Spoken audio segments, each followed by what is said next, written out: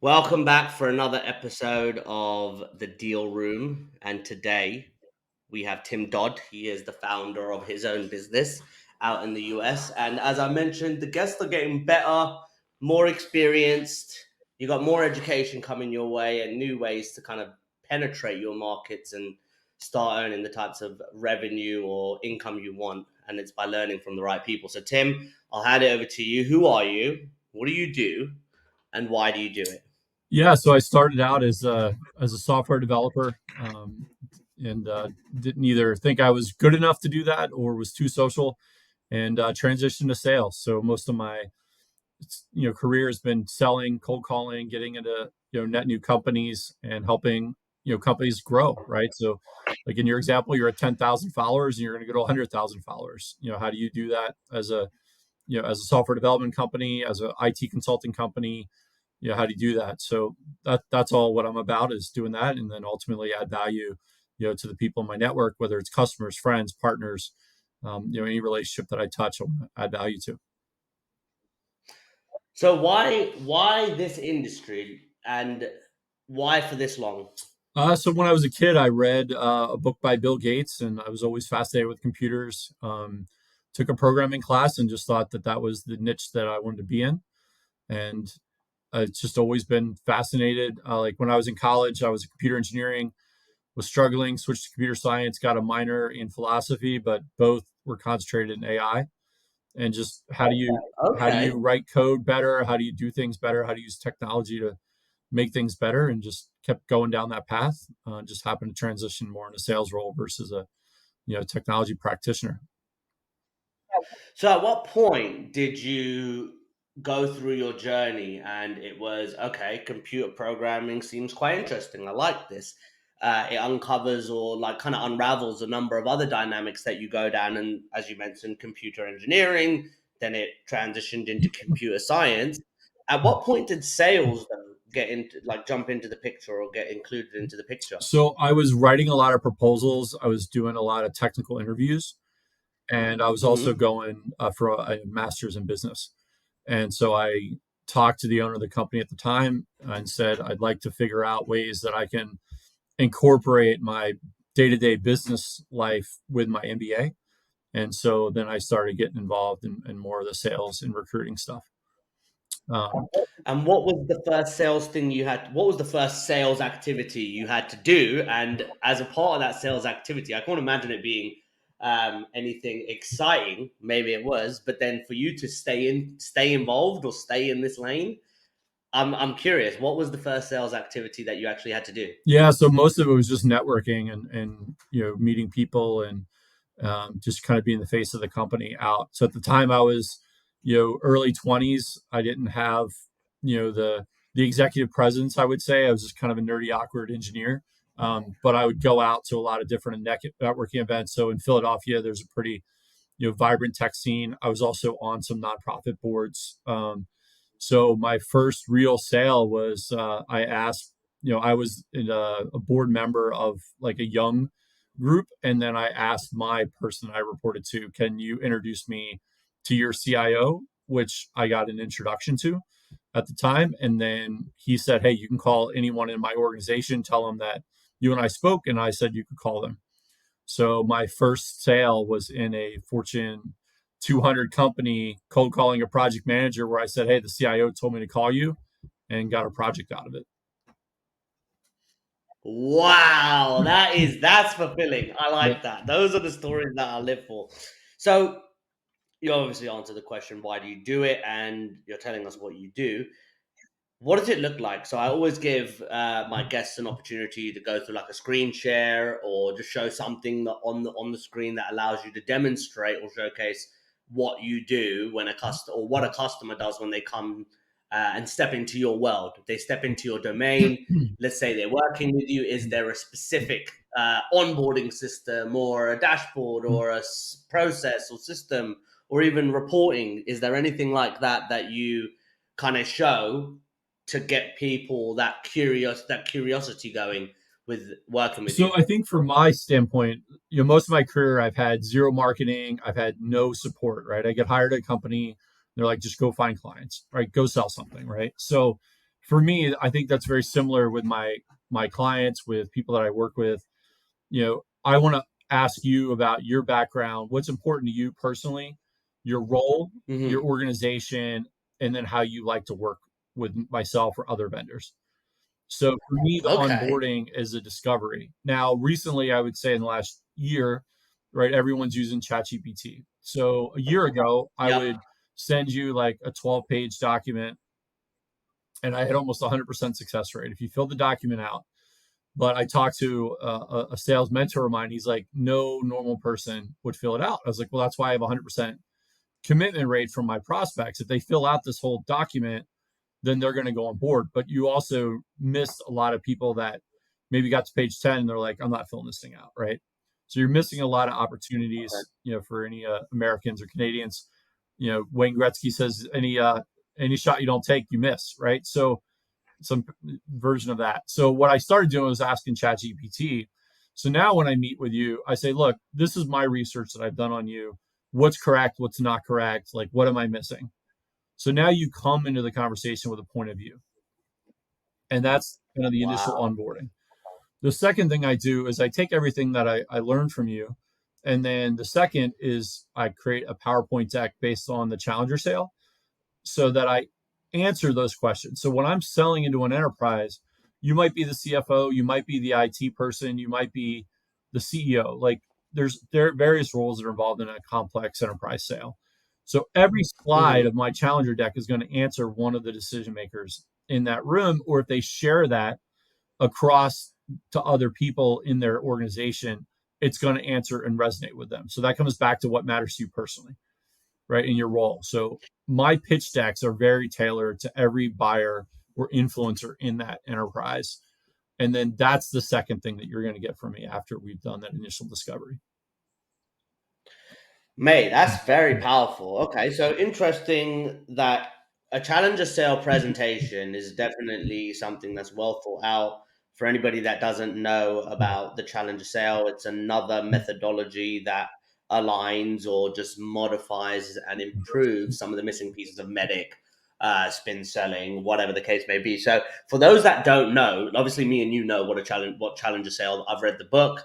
Um, in one sentence, how do you describe the challenger sale and what it means for the reader? So What message does the reader get really? What's that? What? How would you one line yeah, that? so the challenger sale is really to get people to think about problems differently and pique their interest. That's basically what it's doing for you. Give a little bit more context on that because it is more of that. Yeah, you make them think, but I can say think about a dog or think about the sky, right? In a challenger sale environment, and this is what I'm looking for you to maybe highlight because a lot of people will hear lots of stuff from me, but I love when it comes from an expert's mouth or somebody more senior or experienced.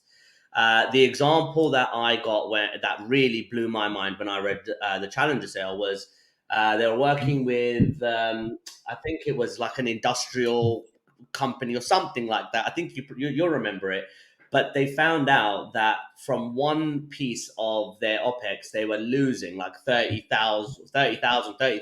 million a month or something, or a year. And they presented everything around the project and said, this is where you're losing money. And if you can replace this, what is the upside? Do you remember that Yep. piece? Right? Walk us through that little piece to give like the basic beginner level person who's maybe just watching this for the first time, as well as the experienced person who knows it. Give them just that, like, here, this is what you need to know about this, and this is really what it means in detail. Yeah. So I think so. You peel back the onion with a challenger sale, right? So if I'm saying that I'm losing $30 million in sales, or I'm saying I want to help you give a return on your investment, right? So in the banking space, there's a lot of really specific metrics that the banking industry cares about.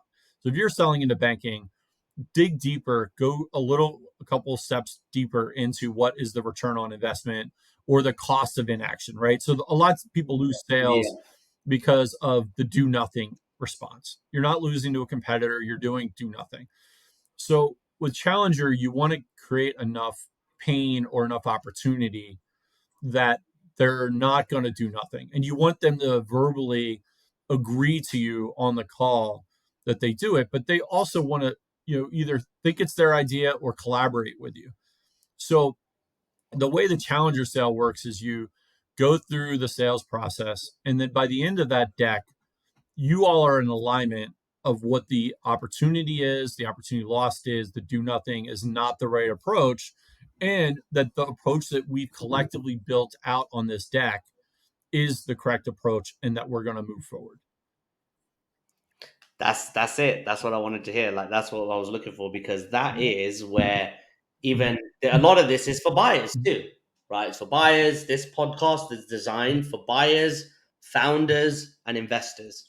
This is our ecosystem, and by knowing that Tim Dodd exists in this world, to yes, there's a ton of agencies, but everybody specializes in their little pockets.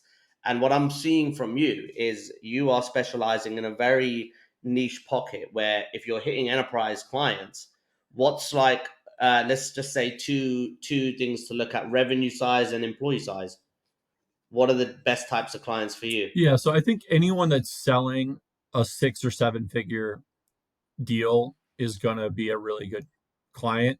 But the really Okay. perfect one is going to be a managed service provider, an IT consulting firm, software Okay. development. Like you're selling technology into the enterprise, and you need to bridge the gap between their business problem that they have and the value that your solution brings to the table.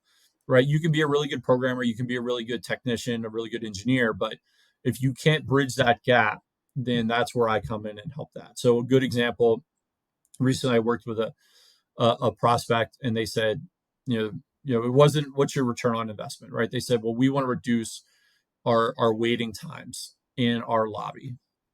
That's their goal, right? So then we go from 20 minutes or it's from 40 minutes down to 20 minutes. And that's their metric. That's what they care about. So the day of the meeting, I took a picture of the waiting room outside of their office. It was like like out of the room.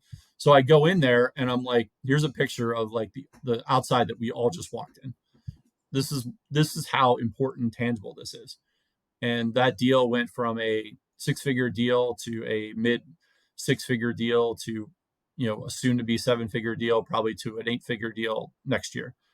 But you're adding, it's not what's your return That's on investment. incredible. That's their pain. How do you reduce my lobby virtual or my wait times, my physical wait times in the lobby, and accelerate that? And Gee. so, over the next month, I'll have a post about how I helped a major cloud provider close a 7 figure deal doing this. And that's a 90-day cycle to close a 7 figure Mate, deal. that's incredible. That's fucking incredible. That's exciting. That's very exciting. So, seven-figure deals, what's an ideal company size? Are we talking 10, 50, 100, 1,000, 10,000 for you? Perfect for Yeah, you. so So if anyone somebody's that's watching either this a and they're founder that can't, doesn't have the time to sell or isn't a seller, right?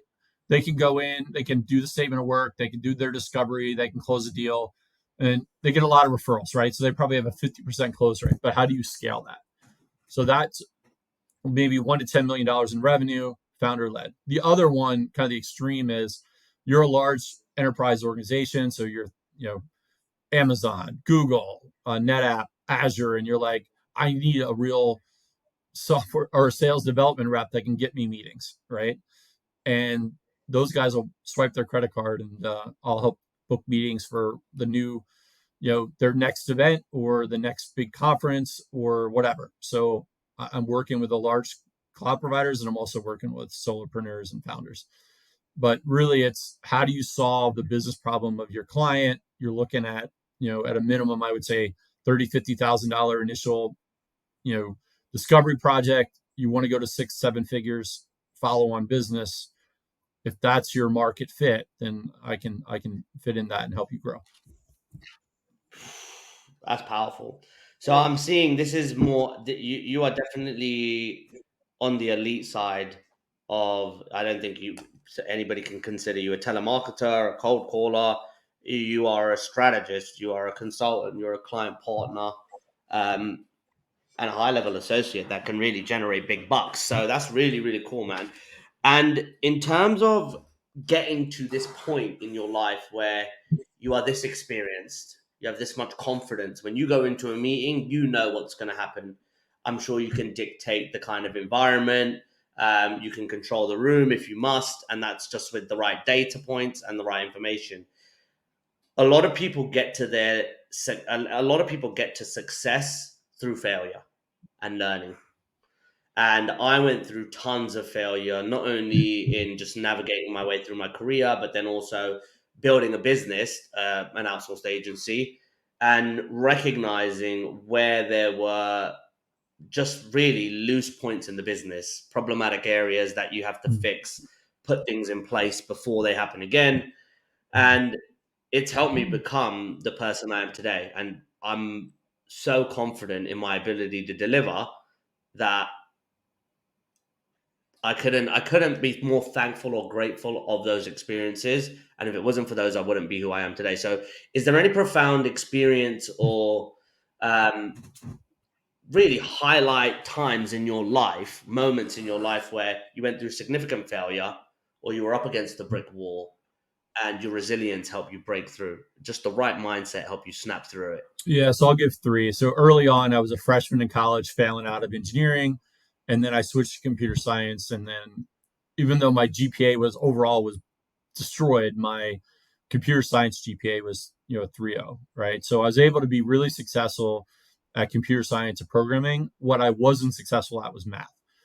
My first discrete math class, I failed. Then I got a D minus, which was good enough for engineering. But when I switched to computer science, that wasn't good enough for computer science, and I got an A in it, right? So my senior year. So I articulate that as my brain developed enough to be able to do basic discrete math. But that was my first kind of failure. Then I got into programming, and not that I was failing at programming, but I wasn't good at certain things. There were people way better than me, and I was just more gravitated towards architecting stuff and not fixing bugs. So sales became a natural path for me, right? So I was able to go in and Yeah. do the discovery and do the business pieces of it, and then give it over to a technical person to actually write the code. So that was a really good shift. And then recently with COVID, I've always been good at sales, but never good at leadership. And I realized I'm not good at managing people, nor do I want to manage people. So I doubled down on AI and automation to make myself be better at selling without having to grow an Mm-hmm. agency of people behind me. So, All right, me and you are going to have some fun with this piece. Okay, so I'll walk you through. I was using GPT in the past few weeks. I've been raising some money, and in this time frame, one of the things that I did was download all of my financial statements, all of the banking statements, and I created a prompt that allowed me to see an overall picture of sales driven as a company and how the financials looked, where the profits were, where the losses were, where the problematic areas were, where Shane seems to spend a lot of money on X, Y, and Z.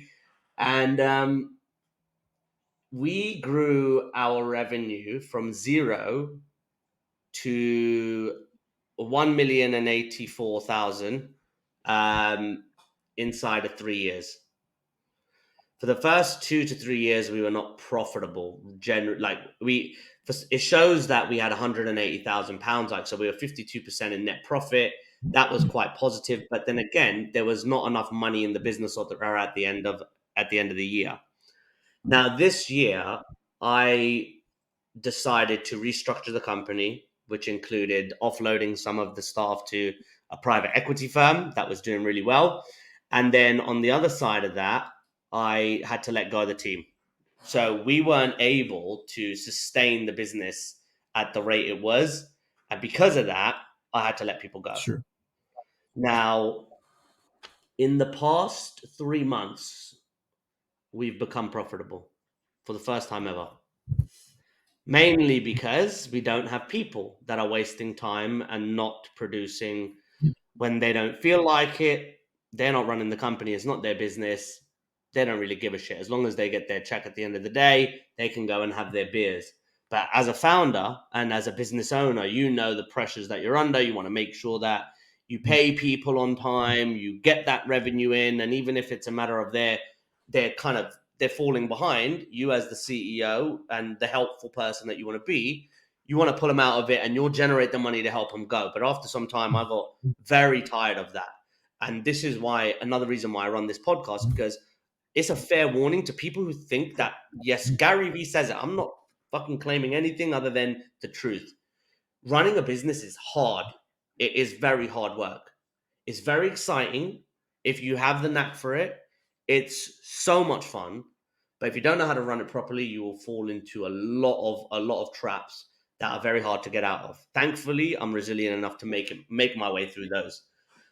So on that piece where it like just what you saying, managing people has thrown me on a 3 minute tangent. At what point did you realize managing people was too much of a headache to sustain?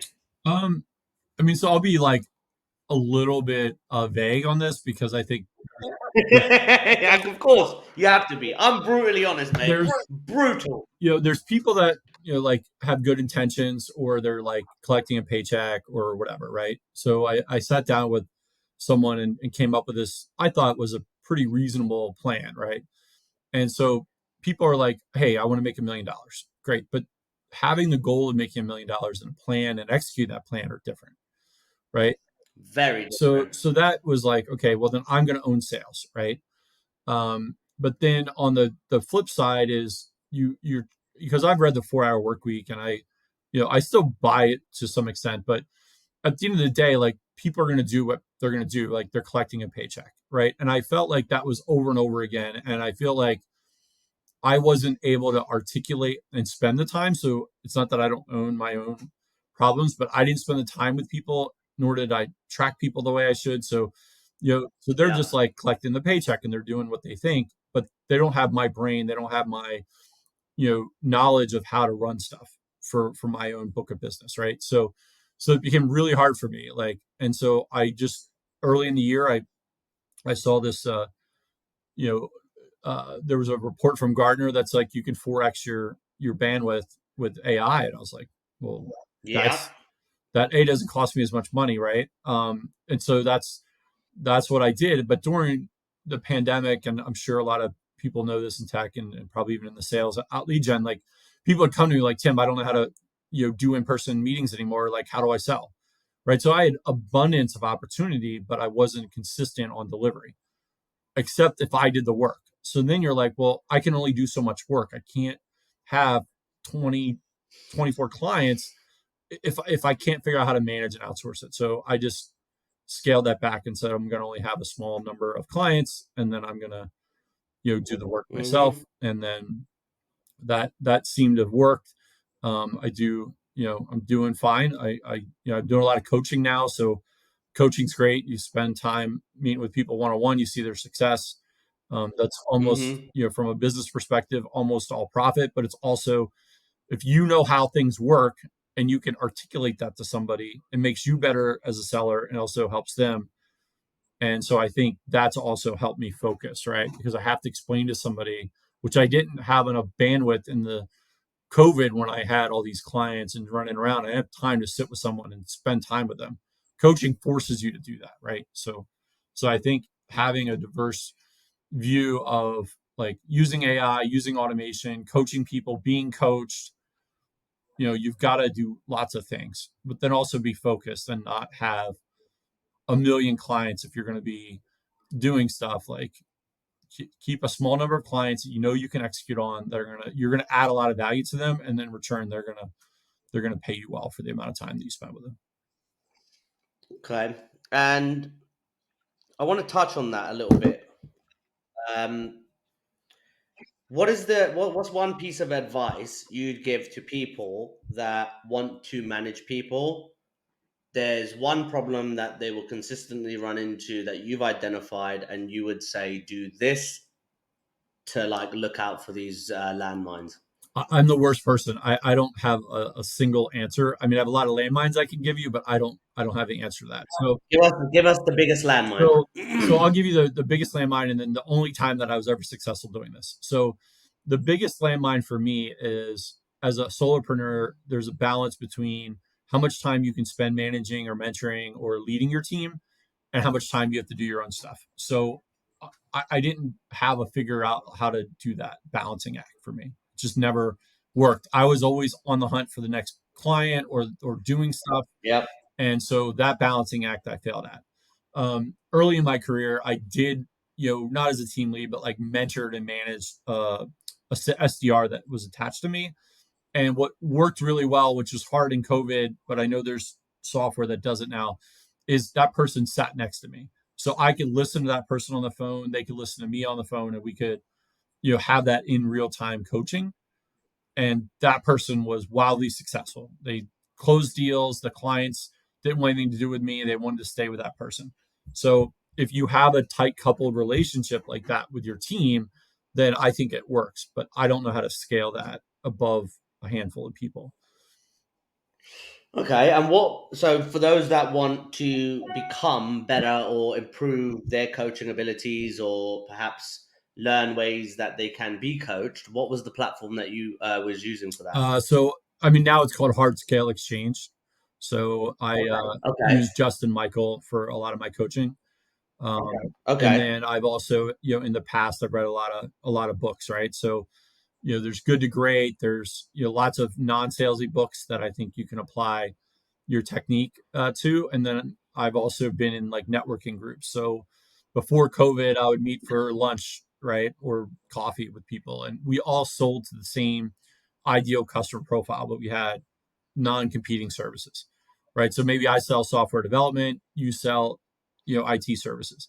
So understanding your market and your ICP and having like-minded people around you, I think has been really, really helpful for me in my career, right? Because you're selling to Mate, a that's really CFO and you might be an accountant, or you're CFO, you might be, selling bookkeeping services. Well, your ICP is the same, and you sell complementary services, and you can learn like what's the CFO saying, like what do they want, what's their fears, what's their pain, what's their opportunity they see in the new year. Like you're getting all of that real in time intel, and you're kind of quasi have a support group and a coaching group, and that's worked really well for me. I'm noticing this a lot right now too, and it's very important for people to quickly recognize that activity, just lots of activity, doesn't always mean you will get the right results.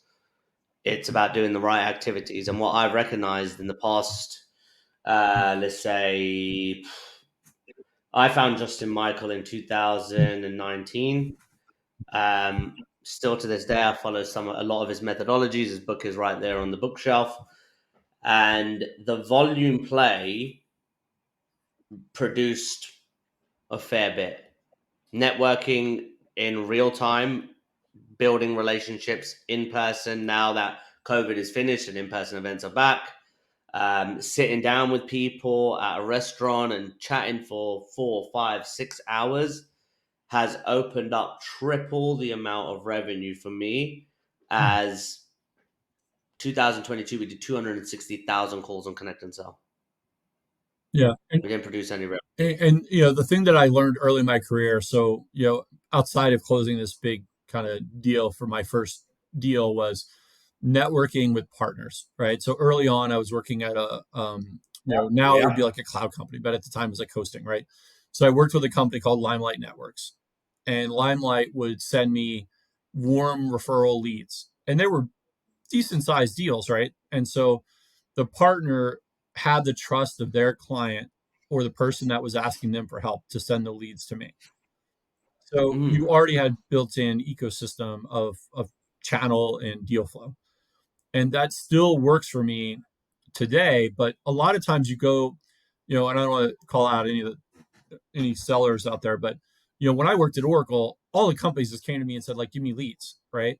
So what I do with my clients and my partners is I call the sales rep and say, hey, I got a meeting with your customer.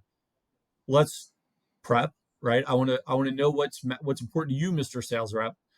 And that's opened more deals using like a connect and sell and dial in for dollars, and getting a meeting, and then going to your cloud rep at, let's say Amazon or Microsoft or whoever, and saying, I got a meeting with your client. I want to know what's important to you, Microsoft, or you, Amazon, and get you what you want out of my meeting. Now you're bringing them value. You're not just going to them with your hand out, like I saw a lot at Oracle, asking for leads. Like I'm going to them saying, I got a meeting. Do you want to be in the meeting? Do you want me to drive your agenda in my meeting?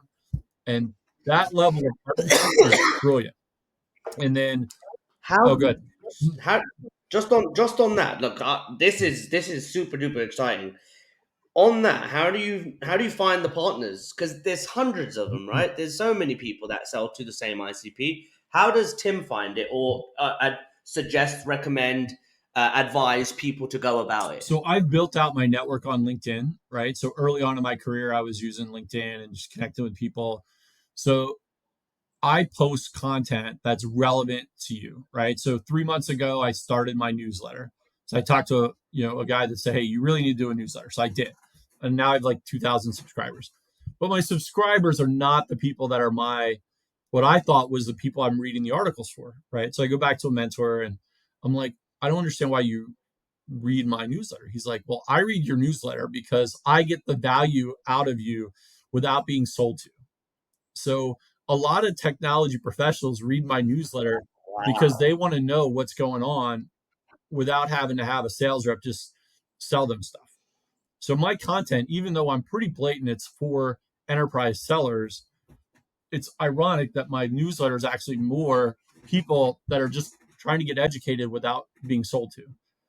And so my whole podcast for my LinkedIn audio event for the last quarter was go to market people. It was enterprise sellers and just having those conversations. But the people who were actually paying attention to it weren't, at least actively public or sending me direct messages, weren't enterprise sellers. It was technology decision makers that got value from that stuff. So now my audio event next year, I've got a bunch of even better people, smarter people than me, that are going to be on my audio event. Hopefully you as well.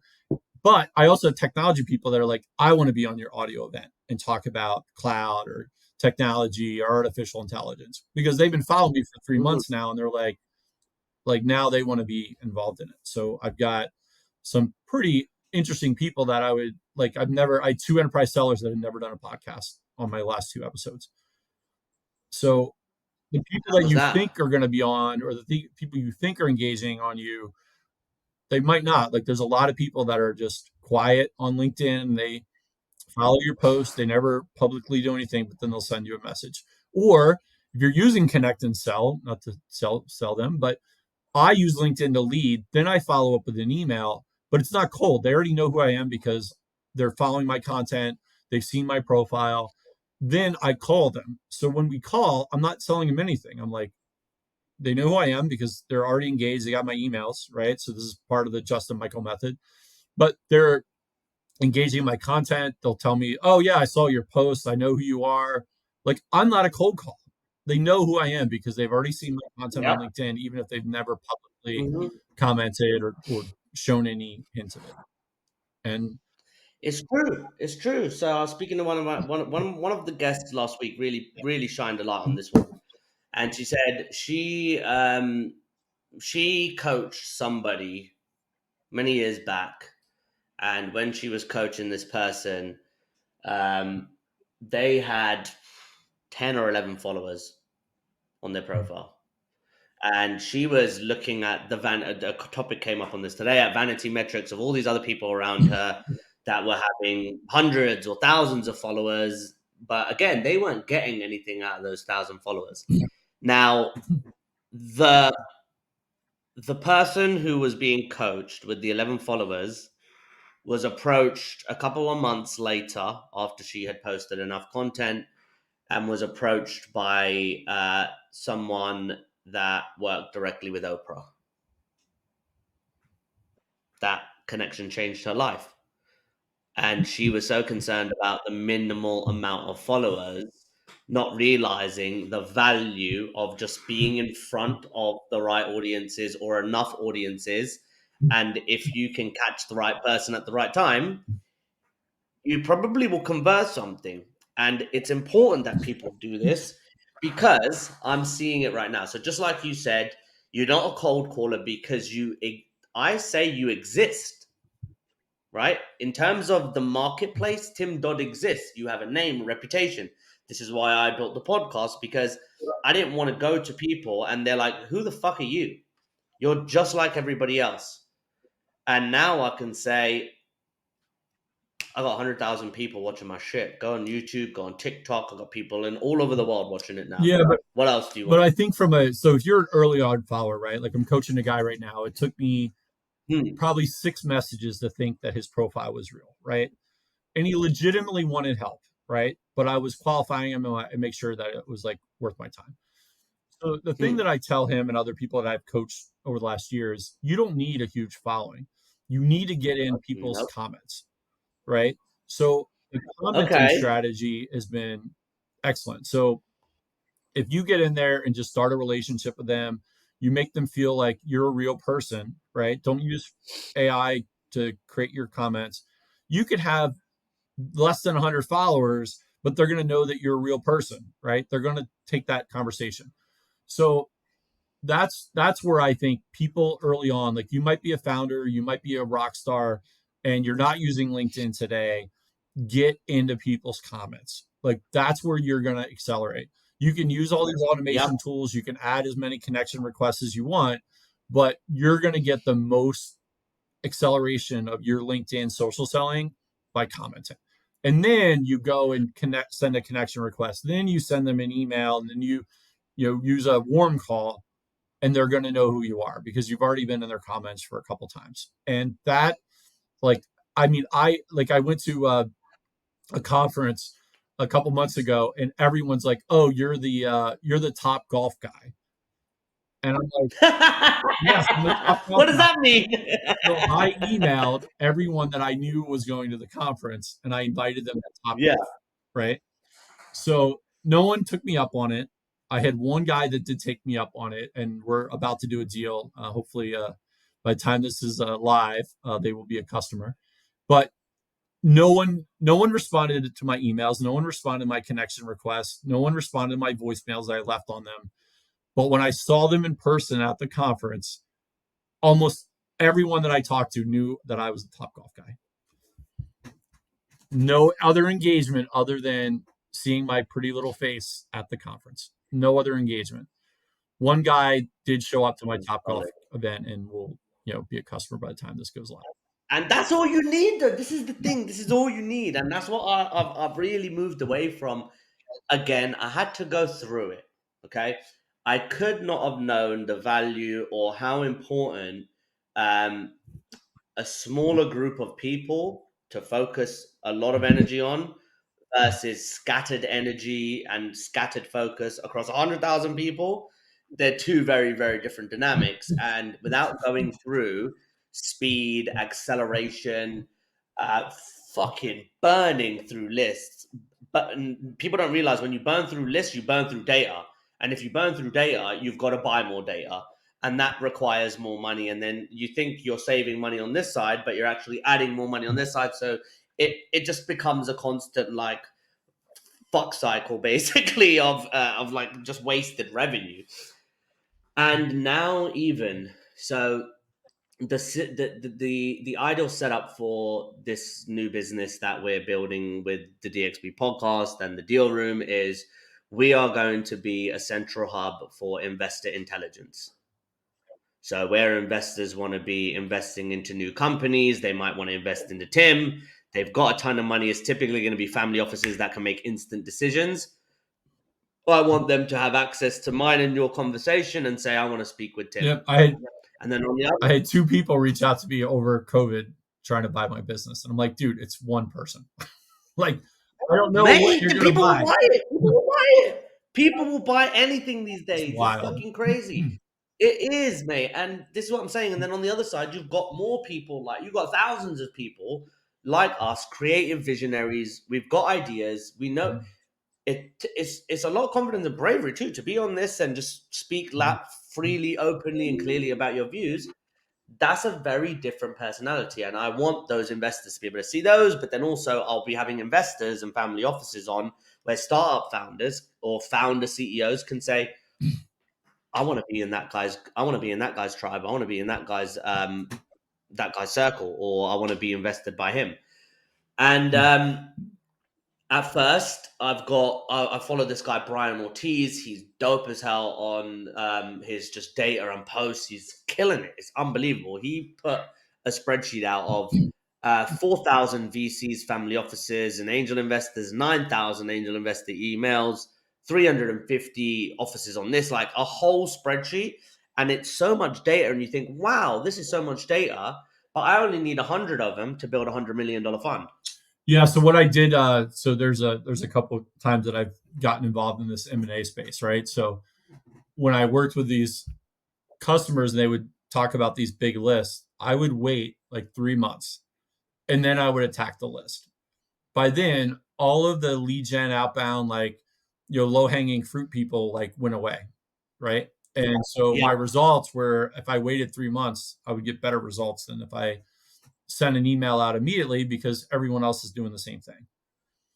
And then the other thing that I did was I offered private virtual roundtables, which I will be starting again in January. I know you and I were on this chat about it. So there's, these like, you know, public stuff that happens, but there's also, WhatsApp groups and other areas. And so Yeah. I told someone about my private group idea, and he's like, brilliant, right? It was amazing of the people in our group that were like, didn't think about doing these private roundtables. Like they were probably the best thing other than my podcast that I did to generate leads during COVID was getting my clients a podcast and getting my clients to offer these private invite only roundtables. Those are high quality leads. So, you can be a influencer if you want. You can see how many impressions and all the vanity metrics or the engagements, but ultimately it's sales qualified leads that turn to revenue.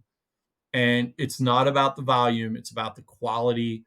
And even if someone doesn't buy from you on the roundtable, the value that they bring and the fact that you set them up into that group will influence the other prospects in that group. And you always have a cheerleader, you're like a super fan that's in the group that's going to sell you to the other people in the group. You're not selling, you're just asking questions, right? Even in your challenger sale and your discovery and your sales pitch, you're just asking really, really good questions, peeling the onion, digging it. And by asking really good questions, you show that you know what you're talking about and that you're an expert, not by saying statements. It's asking good questions.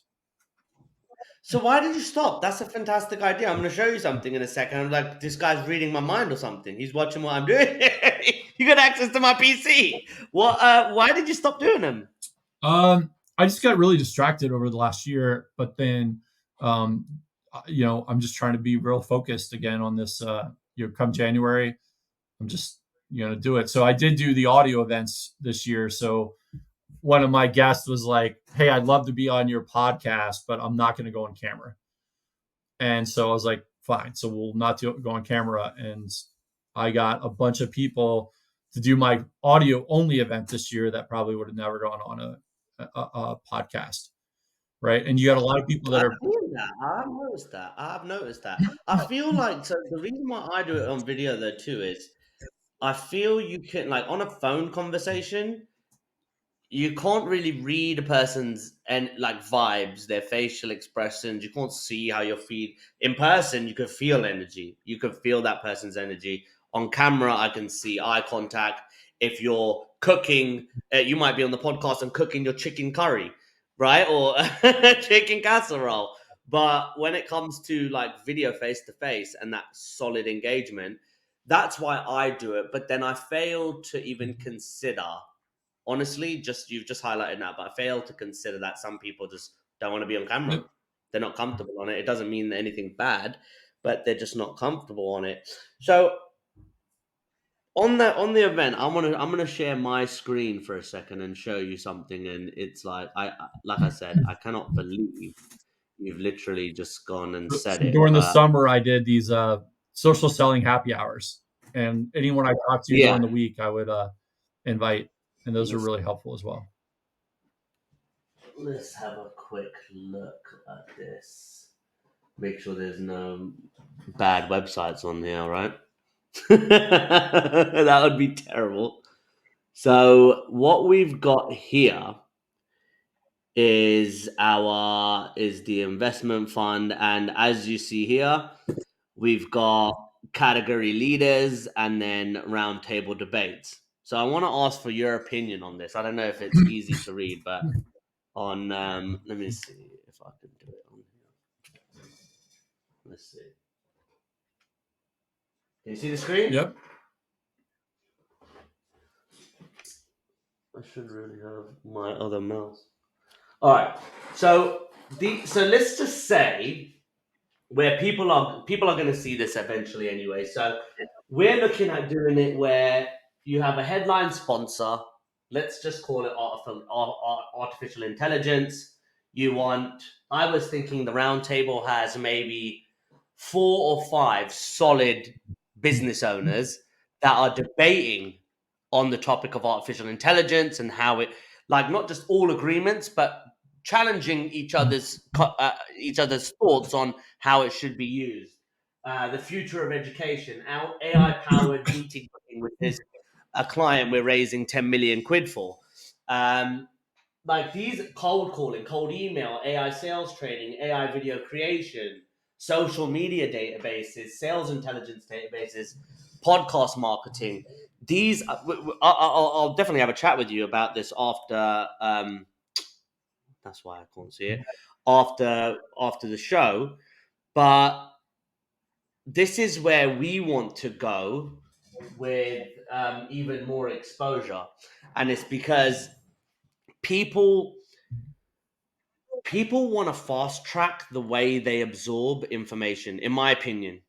Right, I want to speed up the sales process. I want to speed up hiring processes.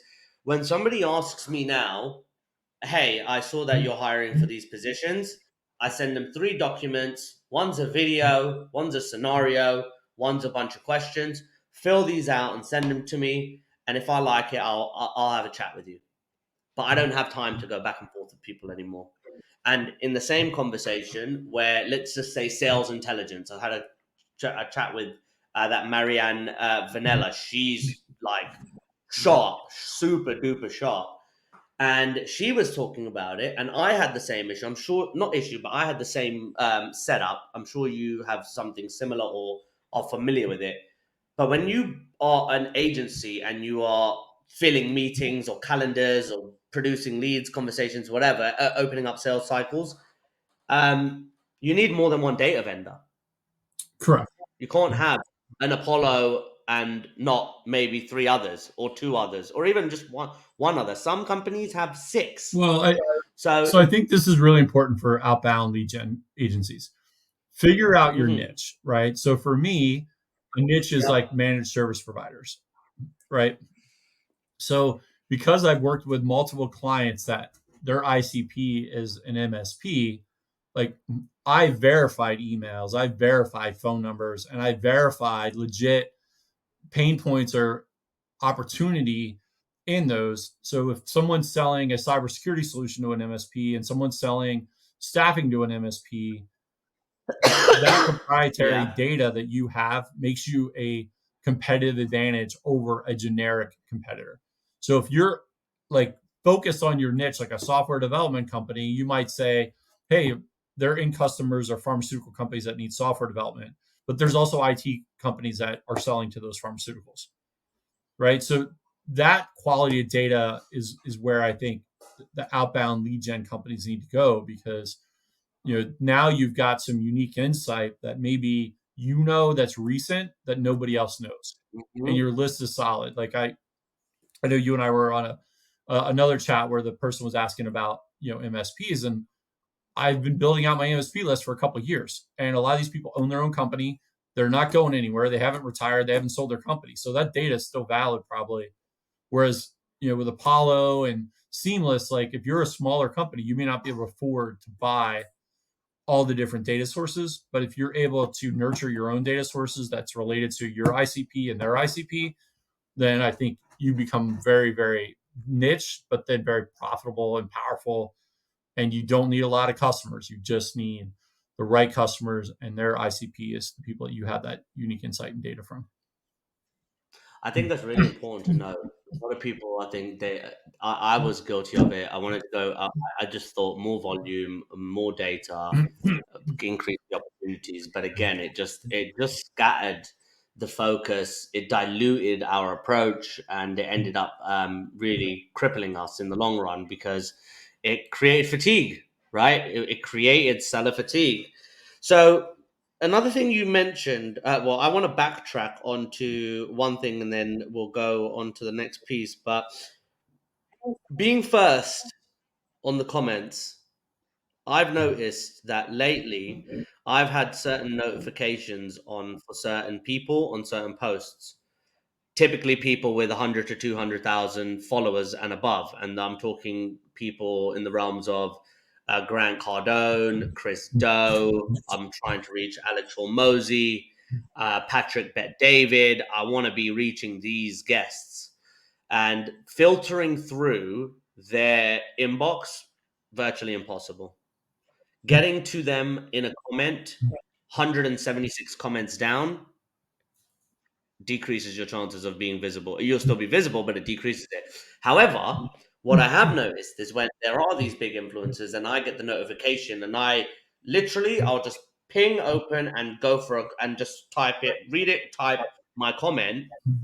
And then you see how much engagement comes from that first like, that first comment, and how that kind of scatters out into a tree where you start to get some of their followers, they start to see your page. I've seen and had podcast guests as a result of these kind of interactions. So, what's your opinion on being first to those posts, having those notifications on, versus just doing it wherever, whenever you feel? Yeah, so I used to do this on Gary Vee's post early on in my commenting strategy. So if you know that like Cardone's your guy, right? And you're like, I'm a sales coach, and either like people are following Cardone that you distinctly add more value to, or they can't afford Cardone, then you want to comment, right? And then you start building relationships with people that maybe respect Cardone as an example, but can't afford him, or you're a better fit for them. So that is all the way through his commenting. You should be able to do that.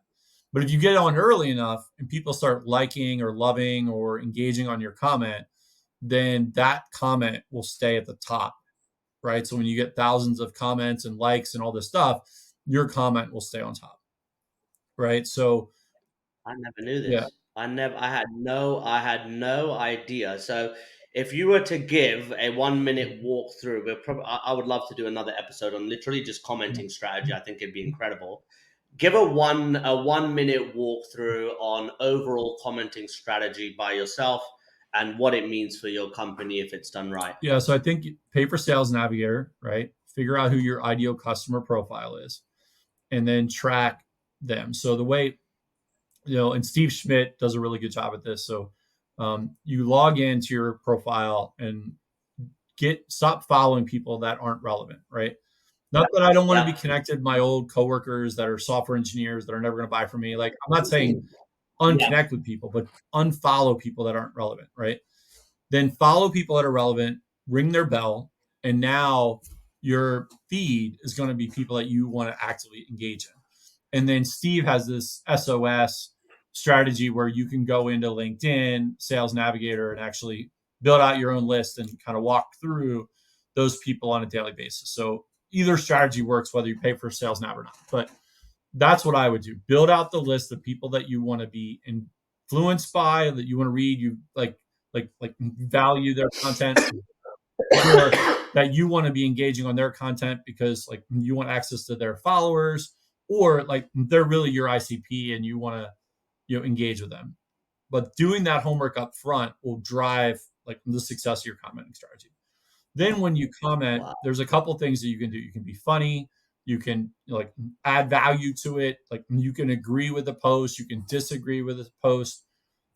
All of those things are going to differentiate you. And what you'll find is that people will see your post, they don't know who you are, and they're going to click on view your profile, right? So even if they're hidden, you'll see like in your metrics, like how many people are viewing you every day or whatever.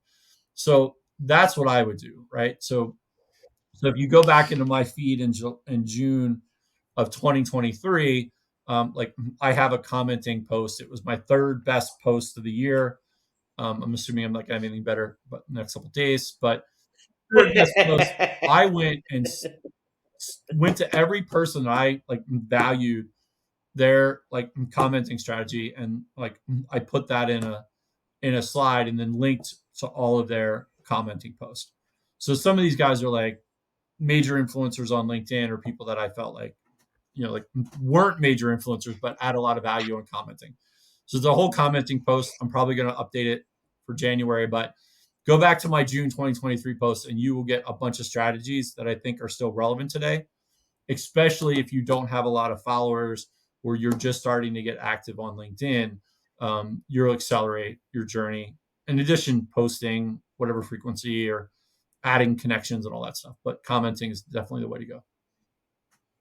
I think this is huge. So let's ask this. What is a top line number that you can link based on number data to your commenting strategy? My commenting strategy has helped us generate blah or increase impressions by blah, whatever the vanity metric is on that piece, but it sounds good for, let's just say, clickbait. What would that be? So I was getting one, customer a week during COVID, doing mostly commenting. I was posting once a week or a couple times a week, but I was Wow. getting one customer a week during COVID because everyone All wasn't right. commenting back then, right? Like everyone was trying to use the LinkedIn automation. Everyone was trying to, post daily or whatever their strategy was. But yeah, it was super powerful. That is incredible, right? That's absolutely incredible. And I'll tell you, I want to ask your opinion on this then. So, with data being quite problematic, and even just very diluted now, because we know that all databases have what, 20%, 20 to 80% accuracy or something, or 20%, and the rest is kind of just floating. I've found recently that there are a lot of weak pockets in these influencers, right? And what I mean by that is if you go to somebody on LinkedIn that may have 100, 200,000 followers or 50,000 followers, and you go to Instagram, they might only have 200. Sure. Right? Or you go to Twitter and they might only have 50, or Facebook and they only have 400. And I've noticed that wherever I would, so now one of my strategies is, you see Tim Dodd, for example, and LinkedIn is going to be the first go to. Next to LinkedIn, I've got Facebook, Twitter, Instagram, and all of the other available social platforms, including Reddit. And through those, I'm going to measure or gather the data on all of your followings. And based on the weak point where I can penetrate, that's typically where I've got the engagement of the people that I'm trying to reach on LinkedIn that are difficult to reach there, but then I'm able to get them elsewhere. Yep. Because people don't think like that. They'll say, again, tell me if you agree. They'll say, run an email strategy, a LinkedIn connection message strategy, maybe pop in a call, maybe send a diagram, a Venn diagram, this or that, customer testimonial. We know the spiel. But how many people are going 6 accounts deep, individual profiles deep, to go and network with them and speak with them? Yeah, so I think the big one is YouTube, right? So if you're a LinkedIn first social play, Yes. YouTube is kind of your second. But a lot of my research, I look for the person's name, and then I'll see like they're on Medium or they're on, Twitter, or I guess X now. But now go and imagine commenting on their Medium. Like there was a post that I saw from someone, and they had posted on Medium because I searched for their name, and then a couple days later, it showed up in one of the WhatsApp groups. So now you can see where they are, and then I think that's an easy way to show like you're doing your homework on these people. I'm honestly, on a daily basis, I've been rejuvenated to a point where every single day that I'm able to meet a new guest and just discover newfound ways of adding value without even me having to do it. Like, you are just educating and sharing this with a massive audience now. Yeah, reach out to the fact that I get to learn with them is incredible. Reach out to someone on LinkedIn where they haven't posted their Medium article yet on their LinkedIn post, and that's your like that is not AI automated, right? Like that's you doing your research on your prospect. Mate, that's going to be the growth hack. So look, I didn't expect this. I never expect this. With most podcasts, we schedule 30 minutes, and the past 10 episodes have gone into the realm of 3 hours. Like, it's been insane. So we're gonna have to come on here again. But two questions that we always wrap up with is, in 10 years, right?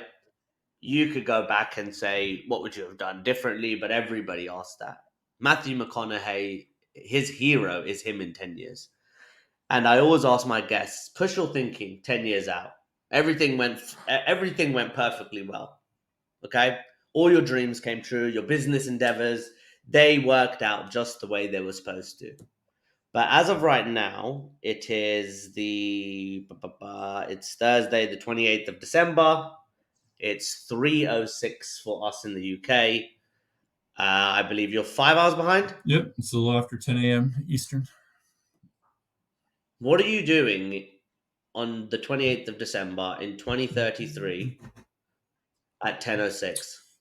So I mean, I probably wrapped up the holidays with my family, and then I'm probably at my condo in Belize, relaxing, or doing a trip somewhere for New Year's Eve. Very simple man, but very extravagant at the same time. I love it. So, Tim, where do people find you then? So I'm most active on LinkedIn. I do all my social handles are J Tim Dodd. So my full name is John Timothy Dodd. So J Tim Dodd will get you on YouTube, Twitter, any social platform will be my handle. So that's the easiest way to do it. Mate, I am so pleased we got a chance to do this, even though sometimes my schedule is very erratic. But I've learned a ton. I'm certain that anybody who watches this episode the full way through, you should be getting some messages your way. How do you do this? Or maybe some more comments. But anybody who is interested in learning more, like, share, and subscribe. Tim. I'm looking at Tim Dodd, and you have been an incredible plethora of insights right now, and I thank you so much. I hope you have a good New Year too. Stay on for a minute. I'm going to push stop. But is there any closing remarks from your side? Just be authentic in 2024. It's going to be a great year for people that are authentic. That's the way you wrap it up. All right.